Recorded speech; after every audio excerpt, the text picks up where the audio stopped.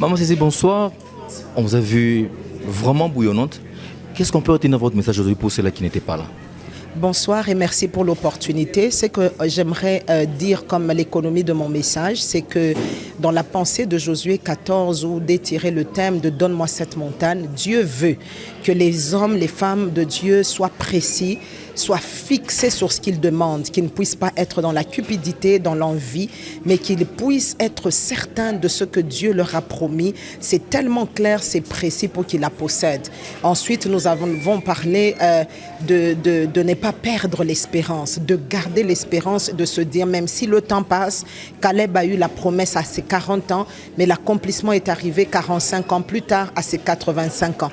Même si le temps passe, tenez bon parce que celui qui a fait la promesse, il est fidèle. Et enfin, nous avons parlé pour encourager le peuple de Dieu à désirer les grandes choses. Parce que la montagne, dans ce contexte, c'est quelque chose de grand que Dieu a promis. Parce qu'il est écrit dans le psaume 74 qu'avec Dieu, nous ferons des exploits et il écrasera nos ennemis. Les exploits, c'est des choses grandioses, des choses, des actes extraordinaires qui suscitent de l'admiration pour soi-même et pour ceux qui nous entourent. C'était un peu ça, autour de ça que nous avons. Moi, Cécile, Paul a dit que la femme doit se taire. Il y a ceux-là qui n'acceptent pas le ministère de la femme.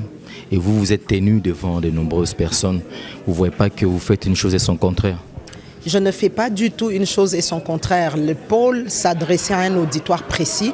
Il ne s'adressait pas à moi. À chaque fois qu'on me pose cette question, j'ai le courage de dire que chaque message a un destinataire. Paul ne me connaissait pas. Paul ne parlait pas à moi. Son message s'adressait aux Corinthiens pour des raisons évidentes. Et la plupart de ceux qui disent aujourd'hui encore que la femme doit se taire, c'est parce qu'ils ne comprennent ni le message, ni le contexte. Donc je dis une dernière fois que ce message n'était pas à moi. Et enfin, pour vous qui avez la grâce de suivre cette grande conférence, quand vous écoutez les révélations que Dieu donne à ses servantes, vous vous dites bien qu'elles n'ont pas pu le fabriquer. C'est que si c'est Dieu qui leur parle, c'est que Dieu lui-même reconnaît qu'il a appelé des femmes, qu'il les a établies, leur a donné une huile véritable et un message. Et je crois que celle-là et moi, dans cette catégorie, nous ne sommes pas appelés à nous taire.